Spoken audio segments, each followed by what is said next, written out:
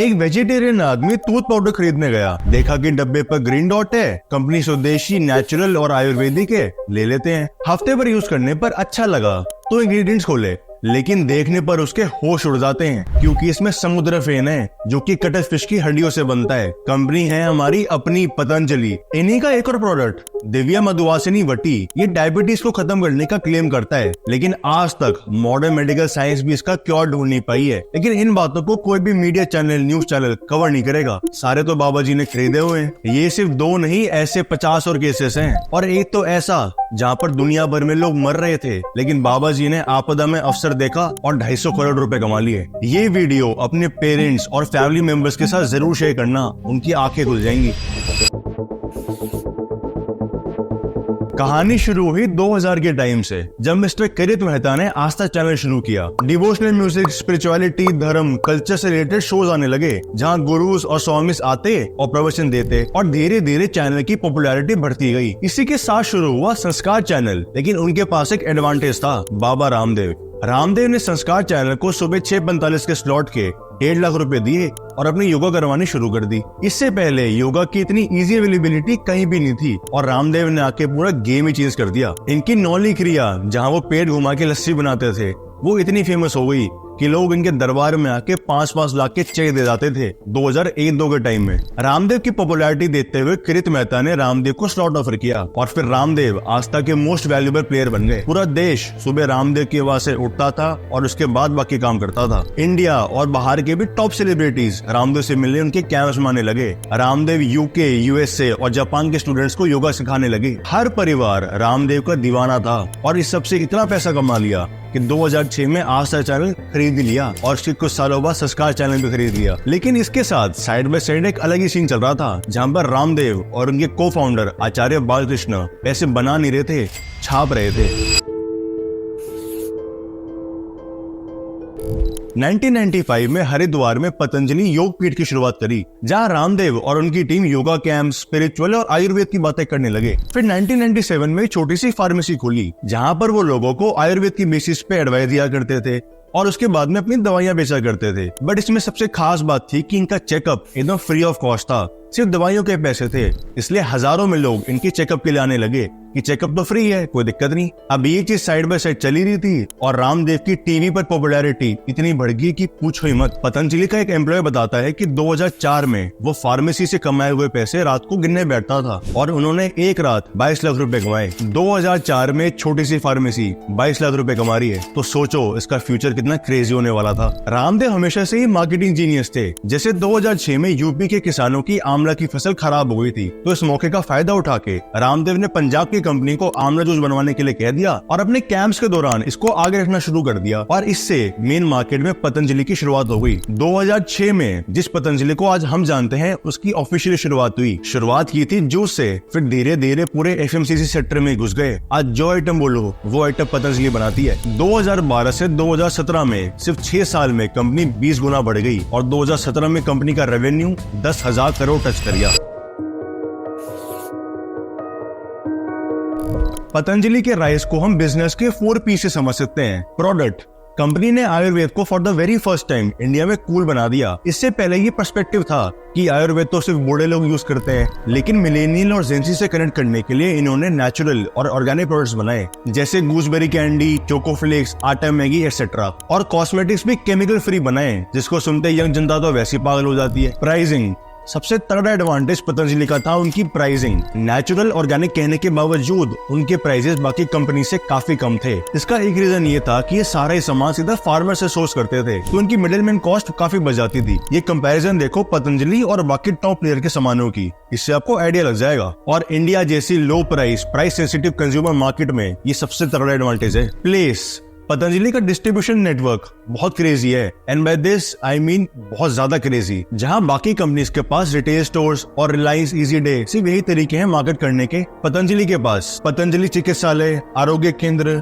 Patanjali mega store, Patanjali ग्रामोद्योग न्यास और पतंजलि फार्मेसीज भी है। इसके अलावा 2015 में फ्यूचर टेल के साथ पार्टनरशिप कर ली तो इनके प्रोडक्ट्स बिग बाजार में भी दिखने लगे, यानी इनकी डिस्ट्रीब्यूशन तो बहुत क्रेजी है। प्रमोशन, प्राइसिंग के अलावा पतंजलि का सबसे तगड़ा एडवांटेज है उनकी एडवर्टाइजिंग। मतलब अगर इंडिया के टॉप 10 मोस्ट पावरफुल फेसेस में से एक बंदा आपका सेल्स पर्सन हो, आपको और क्या ही चाहिए। बाबा रामदेव ने अपने सामान को प्रमोट करने के लिए बहुत ही केयरफुल स्ट्रेटेजी बनाई है। अपने सामान को प्रमोट करने से पहले बाकी सामान को डीब्रांड करते हैं कि इसमें ये ऑयल है, इसमें ये केमिकल है, इसमें ये मिलावट है, इसको मत लो। फिर धीरे धीरे एक महीने तक उस बारे में बात करते रहेंगे, फिर एकदम से अपने कैंप में वो सामान लेके आ जाएंगे अपनी कंपनी का कि इसमें भाई साहब ऑयल भी नहीं है, केमिकल भी नहीं है, नेचुरल ऑर्गेनिक है, स्वदेशी है, खरीदो। और रामदेव का ट्रस्ट फैक्टर इतना ज्यादा है कि मुझे बताने की जरूरत भी नहीं है। इसके अलावा मेन स्ट्रीम मार्केटिंग में भी इतना ज्यादा स्पेंड करते हैं कि एक टाइम में इंडिया के लार्जेस्ट एफएमसीजी एडवर्टाइजर बन गए थे। और इनकी एडवर्टाइजमेंट मेनली न्यूज चैनल्स और सीरियल चैनल्स पे होती है, जैसे स्टार प्लस, सोनी, कलर्स, जहाँ पर इनकी मेन ऑडियंस बैठी है, स्मार्ट। हालांकि रामदेव पतंजलि का फेस है, बट इनकी मार्केटिंग इतनी स्ट्रॉन्ग है कि स्टडी में पाया गया कि 150 में से 62 लोगों ने इनकी एड्स देखी थी, उसके बाद पतंजलि का सामान खरीदा। रामदेव और पतंजलि की स्टारडम इतनी ज्यादा बढ़ गई कि लाइव से सेलिब्रिटीज उनके कैंप्स में आने लगे। और फिर तो ब्रांडिंग इतनी स्ट्रांग हो गई कि योग गुरु से पॉलिटिकल एक्टिविस्ट बन गए। मल्टीपल पॉलिटिकल मूवमेंट्स में नेताओं के साथ नजर आने लगे। अन्ना हजारे के साथ भूख हड़ताल की। 2014 में मोदी जी के लिए इलेक्शन से पहले प्रचार किया और हर जगह बस रामदेव ही रामदेव थे। बाबा ने योगा के थ्रू अपने कल्ट बना लिया। जैसे गॉडमैन और गुरुज अपने वचनों के थ्रू लोगों को सम्मोहित करते हैं, रामदेव ने योगा के थ्रू लोगों को घेरे में लिया और धीरे धीरे फिटनेस, योगा, आयुर्वेद की बातें शुरू करी और अपना सामान बेचना शुरू किया। लेकिन जब इतनी फास्ट और ग्लैमरस ग्रोथ होती है ना, तो उसके पीछे अक्सर एक काला सच होता है। और आखिर में पतंजलि का गहरा सच भी लोगों के सामने आ ही गया। 2016 में इंडिया की डिफेंस फोर्सेस ने पतंजलि के आंवला जूस की सेल अपने स्टोर्स में बंद कर दी, क्योंकि सैंपलिंग में आगे आया कि it was unfit for consumption. 2013 से 2016 तक पतंजलि के 82 प्रोडक्ट्स के सैंपल टेस्ट किए, जिसमें 32 क्वालिटी टेस्ट पास नहीं कर पाए। और मैक्सिमम टाइम्स रामदेव और पतंजलि अपने सामान को ऐसे मार्केट करती है कि एविडेंस बेस्ड है, साइंस बेस्ड है। और बाबा जी कई बार तो अजीबोगरीब स्टेटमेंट्स दे देते हैं, हमने एंटी कैंसर जूस बनाए हैं जिससे 7 दिन से लेकर 2 महीने में कैंसर खत्म, कोई कीमोथेरेपी, रेडिएशन, सर्जरी की जरूरत नहीं है।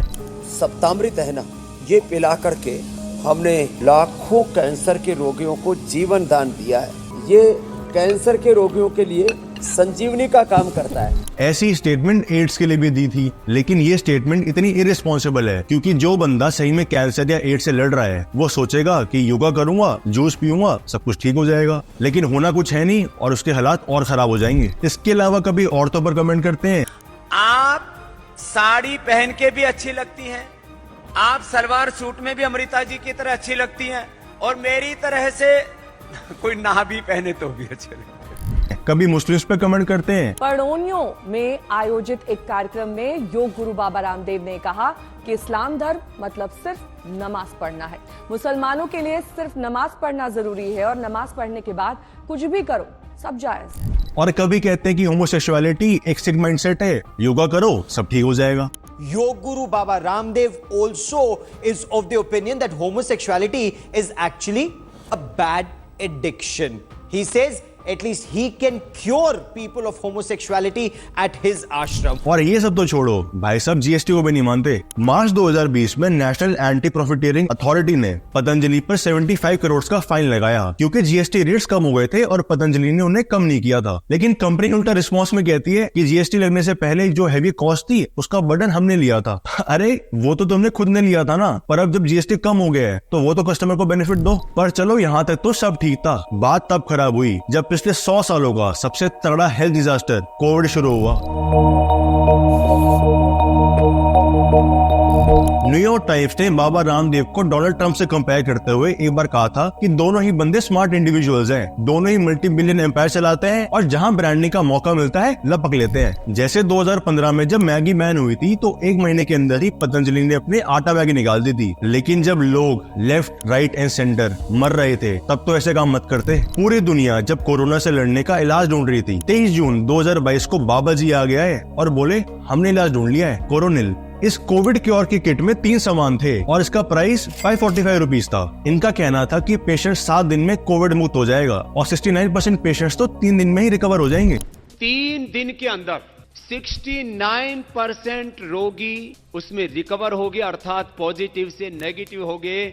यह इतिहास की बहुत बड़ी घटना है। 7 दिन के अंदर 100% रोगी नेगेटिव हो गए, ये बहुत बड़ी बात है। पहले तो मॉडर्न साइंस को लतेड़ा कि इनके पास क्योर नहीं है, ऑक्सीजन सिलेंडर्स लगाए जा रहे हैं, मेरी जड़ी बूटी वाली दवाई ले लो, वो भी ठीक हो जाएगा। आचार्य बालकृष्ण ने कहा कि ये दुनिया की फर्स्ट एविडेंस बेस्ड कोविड की मेडिसिन है, लेकिन जिस दिन इन्होंने ये दवाई लॉन्च करी, हमारी अपनी मिनिस्ट्री ने कहा कि किसी मेडिकल इंस्टीट्यूशन, किसी मिनिस्ट्री ने ये प्रूव नहीं किया है कि ये कोविड की मेडिसिन है, और पतंजलि को ऑर्डर किया कि अपनी ये एड्स इमीडिएटली बंद कर दो। उसके बाद बाबा जी ने कहा कि कोरोनिल WHO सर्टिफाइड है, भारत ने भी माना और WHO ने भी माना, जिस पर WHO ने क्लियर भी कर दिया कि हमने कोई सर्टिफिकेशन नहीं दी है। लेकिन ये टेक्निकल बातें कुछ चंद लोगों को पता होती है, मेजॉरिटी को नहीं, और इसी वजह से अगले 4 महीने में बाबा जी ने 85 लाख किट्स बेची और 250 करोड़ का कारोबार कर लिया। हाइप इतनी थी कि तेलंगाना में 545 की किट 1800 रुपए की बिक रही थी, जहां एक जगह काफी सारे स्टेट्स इसको बैन कर रहे थे। Haryana government 1 lakh kits free में बेच रही थी। हर जगह न्यूज में कोरोनिल था, ये रामबाण इलाज है, इंडिया ने क्योर ढूंढ लिया है।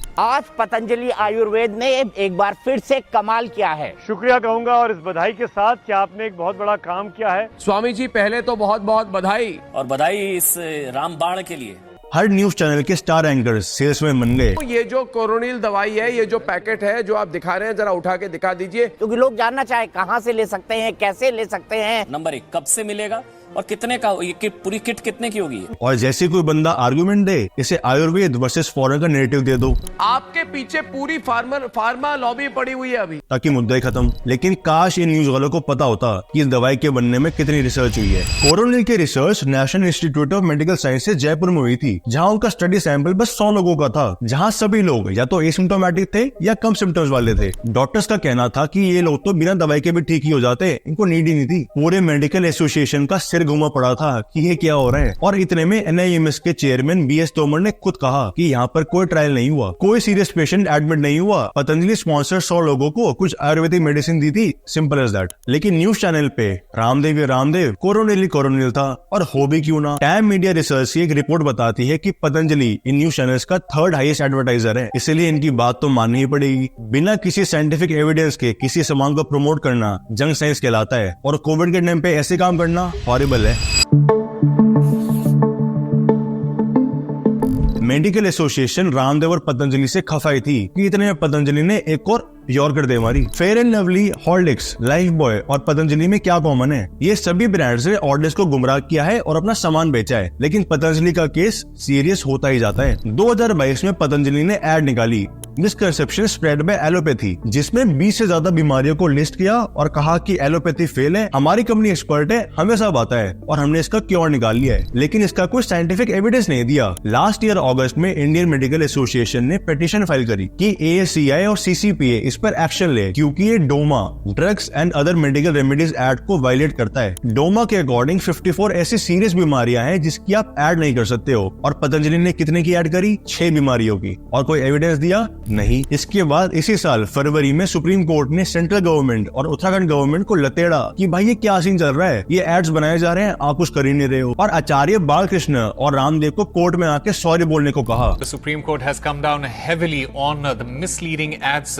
by Patanjali. The Supreme Court has said that they are not satisfied with Baba Ramdev's apology. और अब अप्रैल के बाद से पतंजलि की सारी एड्स बैंड है। पतंजलि और रामदेव की स्ट्रेटेजी फिक्स है, पहले बाकी कंपनीज के सामान को खराब बताएंगे, उसे हाइप बन जाएगी, फिर अपना सामान निकाल देंगे, और उस सामान में कोई कमी निकलेगी तो बोलेंगे कि हमारे खिलाफ साजिश हुई है, और सर पर स्वदेशी का कपड़ा पहन लेंगे। इतने सालों तक पतंजलि ने मार्केटिंग गिमिक्स करके अपने सामान को बेचा है और लोगों को बेवकूफ बनाया है। लेकिन अब जाके लोगों को अकल आई है कि पतंजलि के सामान या तो क्वालिटी टेस्ट फेल कर जाते हैं या उनके वेजिटेरियन प्रोडक्ट में नॉनवेज सामान मिलता है, जैसा हमने वीडियो के स्टार्टिंग में बात किया था। हाँ, काफी बार कंपनीज फॉल्स एड्स और फॉल्स मार्केटिंग करके अपना सामान बेचती है, लेकिन पतंजलि का केस तो बहुत ज्यादा क्रेजी है यार। ये थी कहानी एक योग गुरु, एक गॉडमैन, एक बंदे की जिसने अपना कल्ट बना लिया और कैसे पूरे देश को लाइन से को बनाया है। आई होप आपको आज ये वीडियो अच्छी लगी होगी। चैनल को सब्सक्राइब करते जाना और ये वीडियो अपने पेरेंट्स और फैमिली मेंबर्स के साथ जरूर शेयर करना, उनकी आंखें खोलने के लिए। मिलते हैं नेक्स्ट वीडियो में।